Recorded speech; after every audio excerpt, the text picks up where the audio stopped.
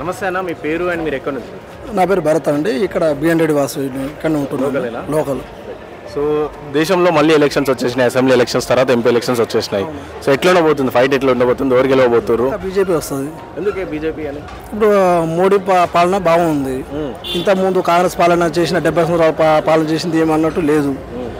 మొత్తం వాళ్ళది ఏంటంటే ఫ్యామిలీ కూటమిలో మొత్తం మోడీ వచ్చిన కాడ నుంచి వరల్డ్లో నెంబర్ 1 ఉంది. బాగుంది, పాలన బాగుంది. కానీ మోదీ ఏమన్నారంటే బ్లాక్ మనీ తీసుకొస్తా అని చెప్పారు, కానీ ఇప్పటివరకు ఏడ కూడా తీసుకొచ్చిన దాఖలా లేవు. సో ఎట్లా అవుతుంది, అది కూడా అవుతుంది.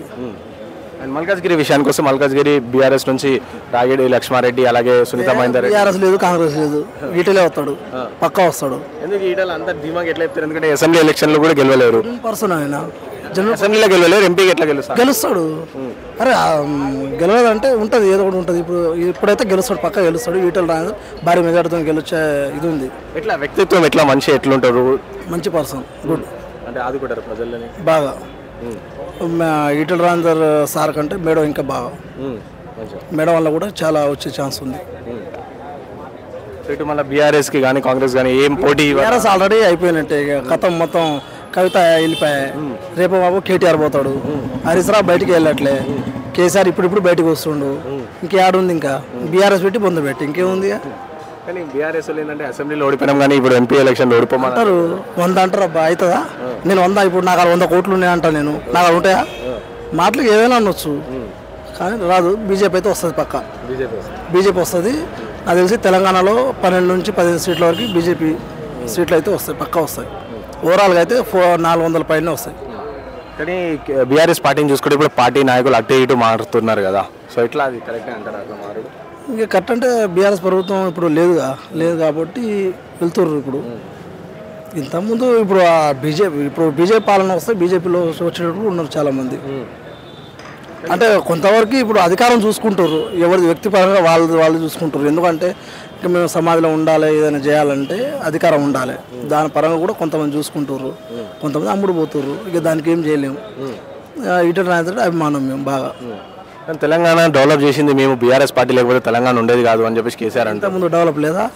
చంద్రబాబు నాయుడు ఉన్నప్పుడు డెవలప్ లేదా? వైఎస్ఆర్ ఉన్నప్పుడు డెవలప్ లేదా?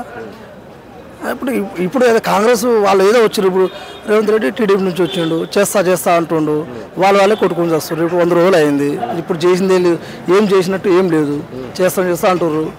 సరే, ఇప్పుడు ఈసారి అంటే బీజేపీ వచ్చే ఛాన్స్ కూడా ఉంది. బీజేపీ వస్తే ఇప్పుడు ఇండియాలో ఎట్లుందో తెలంగాణ కూడా అట్లా ఉండకపోవచ్చు.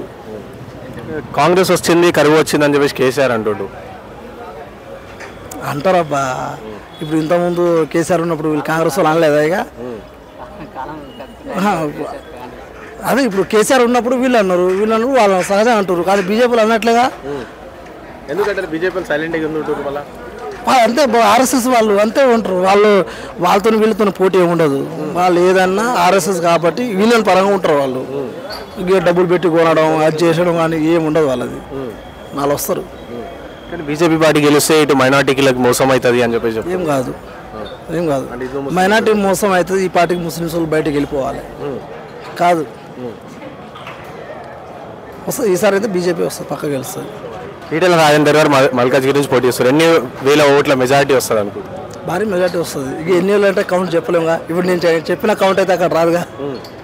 భారీ మెజారిటీ అయితే వస్తుంది, పక్క గెలుస్తాడు. ఇక చూడలేదా సామారంగారెడ్డి, ఎల్బీ నగర్ జస్ట్ కొంచెం మిస్ అయింది. అట్లే వస్తుంది, పక్క వస్తుంది.